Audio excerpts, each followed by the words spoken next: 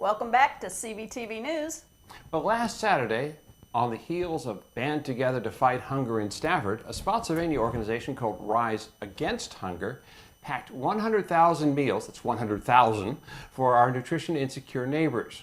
Rise Against Hunger, formerly known as Stop Hunger Now and founded by Ray Buchanan, hopes to end world hunger by 2030.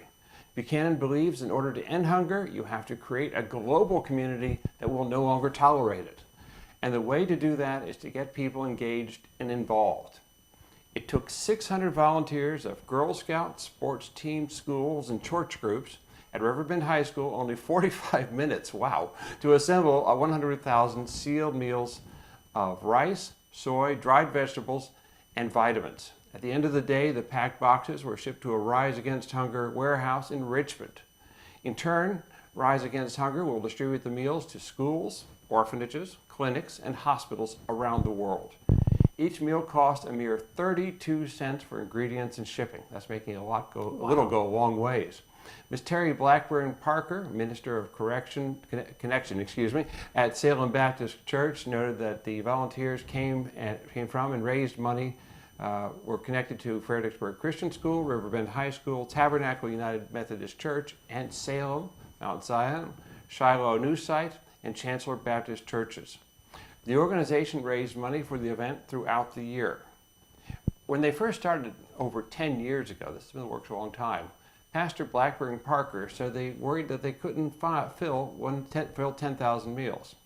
They have since grown tenfold and hopes to exceed this year's 100,000 meals to the next event. One way to do so would be to bring in new groups to be part of the fight against hunger. Pastor Blackburn Parker invites any groups interested in joining to contact her at Salem Baptist. She may be reached by email at Terry, that's Terry with a Y, at salembc.com, or by calling 540-786-7320. If you'd like more information about Rise Against Hunger, check out their website at riseagainsthunger.org.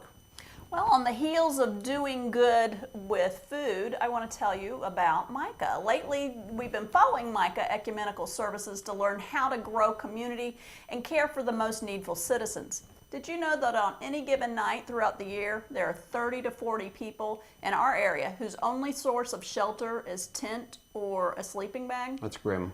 On November 1st, Micah Ecumenical Services opened its cold weather shelter. It will remain open through spring for our homeless neighbors in Fredericksburg. I imagine that the population of folks with housing insecurity would flock to the cold weather shelter when the temperatures drop. Megan Cotter, the executive servant leader of Micah, shares on the website something shocking. Surprisingly, and often, they do not go to the shelter and at the peril of frigid temperatures. It's like when residents on the coast refuse to leave during hurricane evacuations. Megan says, you don't come inside when the only thing between a blizzard and all your worldly belongings are a couple of metal poles and a square of canvas. You stay behind with your campmates, hunker down, and take turns beating the snow off the tent while the others take a nap. Only when the snow stops after 36 hours and almost 2 feet of snow do you call a very worried director of Micah to come get you. So what can you imagine you'd need to weather the outside winter temperatures? Long johns, gloves, scarves, coats, hand warmers, a tent, a sleeping bag? Yes, and Micah needs it. In the 7 weeks leading up to the giving season, you can help Micah cultivate community and care for our neighbors by donating these items. In efforts to provide refuge until permanent housing can be acquired, Micah is currently having a fundraiser to buy 100 tents and 100 sleeping bags at a mere $25 each. If you would like to donate, you have until Giving Tuesday, which is December 3rd. Please visit Micah Ecumenical Ministries on Facebook, and when on their page, search for the fundraiser link and donate button. For more details, you can contact Margie by email at Margie, M-A-R-G-I-E, at dolovewalk.net, or give Lori an old-fashioned call at 540-479-4116, extension 11. That's a great cause. And Kara, what about the weather this weekend?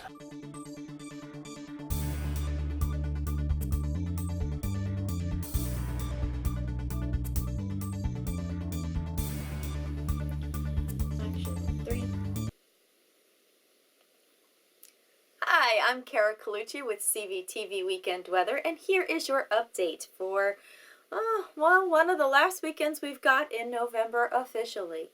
Okay, as we gear up for this weekend, we are looking at highs in the mid to upper 50s on Friday.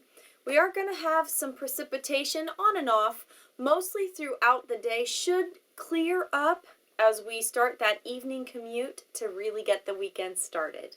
On Saturday, we're looking at highs in the mid 40s, but unfortunately, that is going to be a rainy day. Should be almost a washout for the majority of the day. So if you've got stuff to do and you are starting some of that holiday shopping, because I know some people are getting an early start, or if you're heading out of town early to celebrate the Thanksgiving holiday, make sure you take the appropriate rainwear. On Sunday, we are looking at highs in the mid-50s once again, and that rain will have moved on out, so we should be looking at relatively dry weather, but still some cloudy skies. I'm Colucci with CVTV Weekend Weather. Make it a great week.